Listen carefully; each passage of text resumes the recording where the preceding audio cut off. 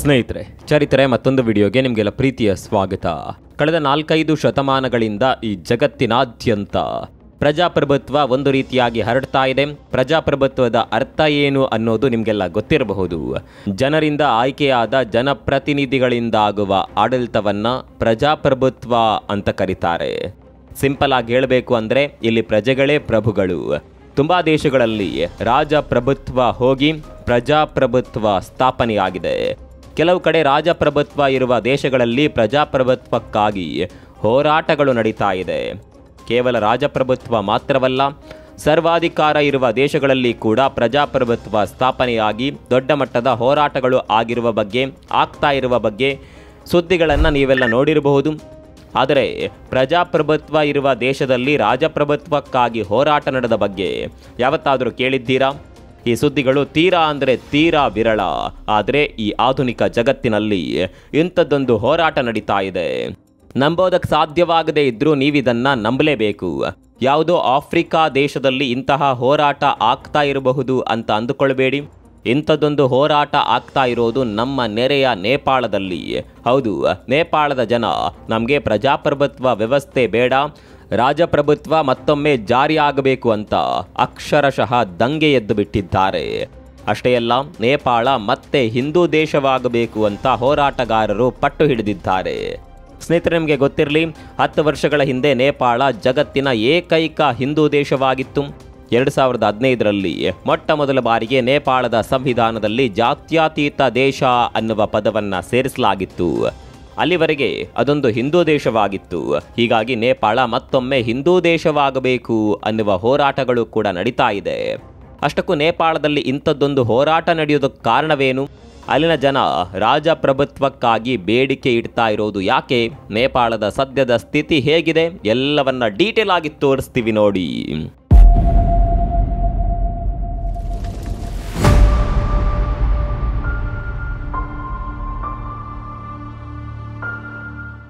ಸರ್ವಾಧಿಕಾರದ ವಿರುದ್ಧದ ಹೋರಾಟಗಳನ್ನು ನೀವೆಲ್ಲ ನೋಡಿರಬಹುದು.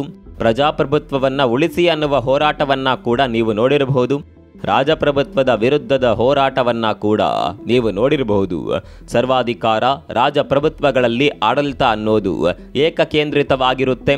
ಅವರು ಹೇಳಿದಂತೆ ಜನರು ಕೇಳಬೇಕು. ಅದಕ್ಕೆ ವಿರೋಧ ವ್ಯಕ್ತಪಡಿಸುವ ಯಾವುದೇ ಅಧಿಕಾರ ಪ್ರಜೆಗಳಿಗೆ ಇರೋದಿಲ್ಲ. ಇದೇ ಕಾರಣಕ್ಕಾಗಿ ಇದರ ವಿರುದ್ಧ ಹೋರಾಟಗಳು ನಡೆಯೋದು ಸಾಮಾನ್ಯ. ಆದರೆ ಯಾವತ್ತಾದರೂ ನಮಗೆ ರಾಜಪ್ರಭುತ್ವವೇ ಬೇಕು ಅಂತ ಹೋರಾಟ ಮಾಡಿದ ವಿಚಾರದ ಬಗ್ಗೆ ನಿಮಗೆ ಗೊತ್ತಾ? ಇತಿಹಾಸದಲ್ಲಿ ಇಂತಹ ಹೋರಾಟಗಳು ಆಗಿದ್ದ ಬಗ್ಗೆ ಅಷ್ಟೇನು ಉಲ್ಲೇಖಗಳಿಲ್ಲ. ಆದರೆ ಈಗ ನೇಪಾಳದಲ್ಲಿ ಇಂಥದ್ದೊಂದು ಹೋರಾಟ ನಡೀತಾ ಇದೆ. ನಮಗೆ ಪ್ರಜಾಪ್ರಭುತ್ವ ಸಾಕು, ರಾಜಪ್ರಭುತ್ವ ಬೇಕು ಅಂತ ನೇಪಾಳದ ರಾಜಧಾನಿಯಲ್ಲಿ ಜನ ಬೀದಿಗಿಳಿದು ಬಿಟ್ಟಿದ್ದಾರೆ. ಹಾಗಂತ ಇದೊಂದು ಸಣ್ಣ ಪುಟ್ಟ ಹೋರಾಟ ಅಂತ ಅಂದುಕೊಳ್ಬೇಡಿ, ದೊಡ್ಡ ಮಟ್ಟದ ಹೋರಾಟ ಇದು. ಈ ಹೋರಾಟ ಹಿಂಸಾಚಾರಕ್ಕೆ ಕೂಡ ತಿರುಗಿತ್ತು. ಉದ್ರಿಕ್ತ ಹೋರಾಟಗಾರರು ರಾಜಕೀಯ ಪಕ್ಷಗಳ ಕಚೇರಿಯನ್ನೇ ಟಾರ್ಗೆಟ್ ಮಾಡಿದ್ದಾರೆ. ಹೋರಾಟಗಾರರ ಆಕ್ರೋಶಕ್ಕೆ ರಾಜಕೀಯ ಪಕ್ಷದ ಕಚೇರಿಗಳು ಧ್ವಂಸವಾಗಿದೆ. ಸಾವಿರಾರು ವಾಹನಗಳಿಗೆ ಬೆಂಕಿ ಹಚ್ಚಲಾಗಿದೆ. ಕಲ್ಲು ತೂರಾಟಗಳು ಕೂಡ ನಡೆದು ಹೋಗಿದೆ. ನೋಡುತ್ತಿದ್ದಂತೆ ನೇಪಾಳದ ರಾಜಧಾನಿ ಹೊತ್ತಿ ಉರಿದಿದೆ. ಸ್ನೇಹಿತರೆ, ನಿಮಗೆ ಗೊತ್ತಿರಲಿ, ನೇಪಾಳದಲ್ಲಿ ಪ್ರಜಾಪ್ರಭುತ್ವ ಜಾರಿಯಾಗಿ ತುಂಬ ವರ್ಷಗಳೇನು ಆಗಿಲ್ಲ. ನೇಪಾಳದಲ್ಲಿ 2008ರವರೆಗೂ ರಾಜರ ಆಳ್ವಿಕೆ ಇತ್ತು. ಅಲ್ಲಿವರೆಗೆ ರಾಜಪ್ರಭುತ್ವ ಜಾರಿಯಲ್ಲಿತ್ತು. 2008ರಲ್ಲಿ ರಾಜಪ್ರಭುತ್ವ ಹೋಗಿ ಪ್ರಜಾಪ್ರಭುತ್ವ ಜಾರಿಯಾಗುತ್ತೆ. ಇದೀಗ ಮತ್ತೊಮ್ಮೆ ನಮಗೆ ರಾಜಪ್ರಭುತ್ವ ಬೇಕು ಅಂತ ಅಲ್ಲಿನ ಜನ ಬೀದಿಗಿಳಿದಿದ್ದಾರೆ. ನಿಮ್ಮ ಆಡಳಿತದಿಂದ ನಾವು ಸೊರಗಿ ಹೋಗಿದ್ದೇವೆ, ನಮಗೆ ಹಿಂದಿನ ರಾಜನ ಆಳ್ವಿಕೆಯೇ ಚೆನ್ನಾಗಿತ್ತು ಅಂತ ಜನ ಘೋಷಣೆಗಳನ್ನು ಕೂಗ್ತಾ ಇದ್ದಾರೆ. ನೇಪಾಳದ ಮೂಲೆ ಮೂಲೆಯಿಂದ ಬಂದಿರುವ ರಾಜನ ಬೆಂಬಲಿಗರು ರಾಜಧಾನಿ ಕಠ್ಮಂಡುವಿನಲ್ಲಿ ಪ್ರತಿಭಟನೆ ಮಾಡ್ತಾ ಇದ್ದಾರೆ. ಇಲ್ಲಿ ಪ್ರತಿಭಟನಾಕಾರರ ಬೇಡಿಕೆ ಇರೋದು ಕೇವಲ ಇದೊಂದು ಮಾತ್ರವಲ್ಲ, ಇಲ್ಲಿ ಮತ್ತೊಂದು ಬೇಡಿಕೆಯನ್ನು ಕೂಡ ಇಡ್ತಾ ಇದ್ದಾರೆ. 2008ರವರೆಗೂ ನೇಪಾಳ ಅನ್ನೋದು ಹಿಂದೂ ದೇಶವಾಗಿತ್ತು. ನೇಪಾಳಕ್ಕೆ ಜಗತ್ತಿನ ಏಕೈಕ ಹಿಂದೂ ದೇಶ ಅನ್ನುವ ಖ್ಯಾತಿ ಕೂಡ ಇತ್ತು. ಆದರೆ ಪ್ರಜಾಪ್ರಭುತ್ವ ಜಾರಿಗೆ ಬಂದ ನಂತರ ಸಂವಿಧಾನದಲ್ಲಿ ಇದೊಂದು ಜಾತ್ಯತೀತ ದೇಶ ಅಂತ ಘೋಷಣೆ ಮಾಡಲಾಗುತ್ತೆ. ಇದೀಗ ಮತ್ತೊಮ್ಮೆ ನಮ್ಮ ದೇಶವನ್ನು ಹಿಂದೂ ದೇಶ ಅಂತ ಘೋಷಣೆ ಮಾಡಬೇಕು ಅನ್ನೋದು ಪ್ರತಿಭಟನಾಕಾರರ ಬೇಡಿಕೆ. ಸ್ನೇಹಿತರೆ, ನೇಪಾಳದಲ್ಲಿ ರಾಜರ ಆಳ್ವಿಕೆಗೆ 200ಕ್ಕೂ ಹೆಚ್ಚು ವರ್ಷಗಳ ಇತಿಹಾಸ ಇದೆ. 1996ರಲ್ಲಿ ಮಾವೋವಾದಿಗಳು ನೇಪಾಳದಲ್ಲಿ ರಾಜಪ್ರಭುತ್ವ ನಿಲ್ಲಬೇಕು ಅಂತ ಹೋರಾಟವನ್ನು ಶುರು ಮಾಡ್ತಾರೆ. ಈ ಹೋರಾಟ ಸುಮಾರು 10 ವರ್ಷಗಳ ಕಾಲ ನಡೆಯುತ್ತೆ. ಜನ ಕೂಡ ರಾಜಪ್ರಭುತ್ವದ ವಿರುದ್ಧ ಹೋಗ್ತಾರೆ. ಅಂದಿನ ರಾಜ ಜ್ಞಾನೇಂದ್ರ ವಿರುದ್ಧ ಜನಾಕ್ರೋಶ ವ್ಯಕ್ತವಾಗಿತ್ತು. ಈ ಆಕ್ರೋಶಕ್ಕೆ ಮಣಿದ ಜ್ಞಾನೇಂದ್ರ ರಾಜಪಟ್ಟದಿಂದ ಕೆಳಗಿಳಿದು ಪ್ರಜಾಪ್ರಭುತ್ವಕ್ಕೆ ಒಪ್ಪಿಗೆ ಸೂಚಿಸುತ್ತಾರೆ. 2008ರಲ್ಲಿ ನೇಪಾಳ ಒಂದು ಪ್ರಜಾಪ್ರಭುತ್ವ ದೇಶವಾಗಿ ಹೊರಹೊಮ್ಮುತ್ತೆ. ಸ್ನೇಹಿತರೆ, ನಿಮಗೆ ಗೊತ್ತಿರಲಿ, ಅಂದು ರಾಜಪ್ರಭುತ್ವದ ವಿರುದ್ಧ ನಡೆದ ಹೋರಾಟದಲ್ಲಿ 15,000ಕ್ಕೂ ಹೆಚ್ಚು ಜನ ಪ್ರಾಣ ಕಳೆದುಕೊಂಡಿದ್ರು. ಅವತ್ತಿನ ರಾಜ ಜ್ಞಾನೇಂದ್ರ ಕೂಡ ಅಧಿಕಾರ ಉಳಿಸಿಕೊಳ್ಳೋದಕ್ಕೆ ತುಂಬಾನೇ ಪ್ರಯತ್ನ ಪಟ್ಟಿದ್ರು. ಸೇನೆಯನ್ನ ಬಳಸಿಕೊಂಡು ಹೋರಾಟಗಾರರನ್ನ ಹತ್ತಿಕ್ಕುವ ಪ್ರಯತ್ನವನ್ನ ಮಾಡಲಾಗಿತ್ತು. ಆದರೆ ಜನ ಇದ್ಯಾವುದಕ್ಕೂ ಮಣಿಯದೆ ದೊಡ್ಡ ಮಟ್ಟದ ಹೋರಾಟಗಳನ್ನೇ ಮಾಡ್ತಾರೆ. ಕೊನೆಗೆ ಜನಾಂದೋಲನಕ್ಕೆ ಮಣಿದ ಜ್ಞಾನೇಂದ್ರ ಅಧಿಕಾರದಿಂದ ಕೆಳಗಿಳಿದು ಪ್ರಜಾಪ್ರಭುತ್ವ ವ್ಯವಸ್ಥೆಗೆ ದಾರಿ ಮಾಡಿಕೊಡುತ್ತಾರೆ. ಈಗ ಎಂತಹ ಪರಿಸ್ಥಿತಿ ಬಂದಿದೆ ನೋಡಿ. ಯಾವ ಜನ ಜ್ಞಾನೇಂದ್ರ ಶಾ ಅವರನ್ನ ಅಧಿಕಾರದಿಂದ ಇಳಿಸಲು ಹೋರಾಟ ಮಾಡಿದ್ರೋ ಅದೇ ಜನ ಈಗ ಜ್ಞಾನೇಂದ್ರ ಅವರೇ ಮತ್ತೆ ರಾಜ ಆಗಬೇಕು ಅಂತ ಹೋರಾಟ ಮಾಡೋದಕ್ಕೆ ಬೀದಿಗಿಳಿದು ಬಿಟ್ಟಿದ್ದಾರೆ. ಸದ್ಯ ಸಾಮಾನ್ಯ ಜನರಂತೆ ಜೀವನ ಸಾಗಿಸುತ್ತಿರುವ ಅಂದಿನ ರಾಜ ಜ್ಞಾನೇಂದ್ರ ಮತ್ತೊಮ್ಮೆ ರಾಜ ಗದ್ದುಗೆಯಲ್ಲಿ ಕುಳಿತುಕೊಳ್ಳಬೇಕು ಅಂತ ಹೋರಾಟಗಾರರು ಒಕ್ಕೊರಳಿನಿಂದ ಆಗ್ರಹ ಮಾಡ್ತಾ ಇದ್ದಾರೆ. ಆರಂಭದಲ್ಲಿ ಈ ಹೋರಾಟ ಶಾಂತಿಯುತವಾಗಿಯೇ ಇತ್ತು. ಆದರೆ ಯಾವಾಗ ಸರ್ಕಾರ ಈ ಹೋರಾಟಕ್ಕೆ ಕೇರ್ ಮಾಡೋದಿಲ್ಲ ಅನ್ನೋದು ಗೊತ್ತಾಯಿತು, ಅಲ್ಲಿಂದ ಹಿಂಸಾರೂಪಕ್ಕೆ ತಿರುಗುತ್ತೆ. ಮುಂದೆ ರಾಜಕೀಯ ಪಕ್ಷಗಳು ಈ ಹೋರಾಟವನ್ನು ಹತ್ತಿಕ್ಕುವ ಪ್ರಯತ್ನವನ್ನು ಮಾಡುತ್ತವೆ. ಹೀಗಾಗಿ ಹೋರಾಟಗಾರರು ರಾಜಧಾನಿಯತ್ತ ದೊಡ್ಡ ಮೆರವಣಿಗೆಯನ್ನೇ ನಡೆಸೋದಕ್ಕೆ ಶುರು ಮಾಡ್ತಾರೆ. ಹೋರಾಟ ಜ್ವಾಲೆಯಾಗಿ ಹರಡುತ್ತೆ ಅನ್ನುವ ಮುನ್ಸೂಚನೆ ಬಂದ ಕೂಡಲೇ ಪೊಲೀಸರನ್ನ ಬಳಸಿ ಪ್ರತಿಭಟನೆಯನ್ನ ತಡೆಯುವ ಪ್ರಯತ್ನವನ್ನ ಕೂಡ ಮಾಡಲಾಗುತ್ತೆ. ಹೀಗೆ ಪೊಲೀಸರು ಹೋರಾಟದ ಅಖಾಡಕ್ಕಿಳಿಯುತ್ತಿದ್ದಂತೆ ಪ್ರತಿಭಟನೆ ಸಂಘರ್ಷದ ರೂಪ ಪಡೆಯುತ್ತೆ. ಪೊಲೀಸರು ಅಶ್ರುವಾಯು ಪ್ರಯೋಗ ಮಾಡ್ತಾರೆ. ಸಂಘರ್ಷದಲ್ಲಿ 100ಕ್ಕೂ ಹೆಚ್ಚು ಮಂದಿ ಗಾಯಗೊಳ್ಳುತ್ತಾರೆ. ಪರಿಸ್ಥಿತಿ ಕೈಮೀರಿ ಹೋಗ್ತಾ ಇದೆ ಅನ್ನೋದು ಗೊತ್ತಾಗುತ್ತಿದ್ದಂತೆ ಸೇನೆಯನ್ನ ಕರೆಸಿಕೊಳ್ಳುತ್ತಾರೆ. ಆದರೆ ಹಿಂಸಾಚಾರವನ್ನ ತಡೆಗಟ್ಟೋದಕ್ಕೆ ಆಗೋದಿಲ್ಲ. ಮನೆಗಳಿಗೆ ಬೆಂಕಿ ಹಚ್ಚಲಾಗುತ್ತೆ. ಹೀಗೆ ಪ್ರತಿಭಟನೆ ದಿನದಿಂದ ದಿನಕ್ಕೆ ಹೆಚ್ಚು ತೀವ್ರತೆಯನ್ನ ಪಡೆದುಕೊಳ್ತಾ ಇದೆ. ಸದ್ಯ ರಾಜಧಾನಿಗೆ ಮಾತ್ರ ಸೀಮಿತವಾಗಿರುವ ಪ್ರತಿಭಟನೆ ಮುಂದಿನ ದಿನಗಳಲ್ಲಿ ನೇಪಾಳದ ಮೂಲೆ ಮೂಲೆಗೆ ಹಬ್ಬಿ ಬಿಡಬಹುದು ಅನ್ನುವ ಆತಂಕ ಸರ್ಕಾರಕ್ಕಿದೆ.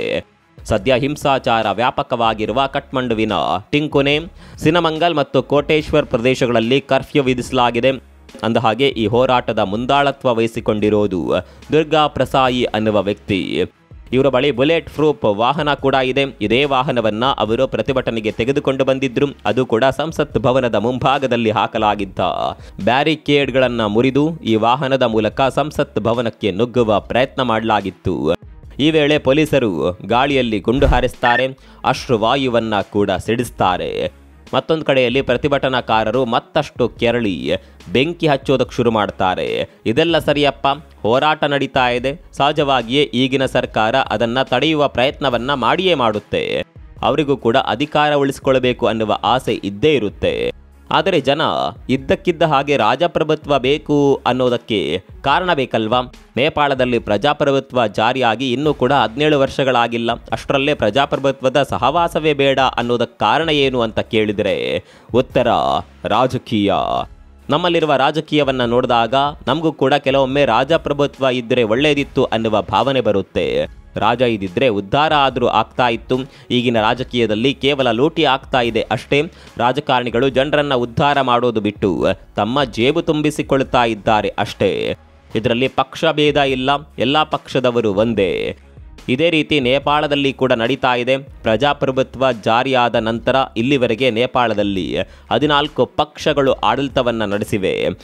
ಅಂದರೆ ನೇಪಾಳದಲ್ಲಿ ಸರ್ಕಾರಗಳ ಸ್ಥಿರತೆ ಇಲ್ಲ ಅನ್ನೋದು ಕ್ಲಿಯರ್ ಆಗಿ ಗೊತ್ತಾಗುತ್ತೆ. ಮತ್ತೊಂದು ಕಡೆಯಲ್ಲಿ ಭ್ರಷ್ಟಾಚಾರ ಅನ್ನೋದು ತಾಂಡವವಾಡುತ್ತಿದೆ. ಆರ್ಥಿಕ ಪರಿಸ್ಥಿತಿ ಪಾತಾಳಕ್ಕೆ ಕುಸಿದಿದೆ. ಅಲ್ಲಿನ ಜನರಿಗೆ ಉದ್ಯೋಗ ಸಿಗ್ತಾ ಇಲ್ಲ.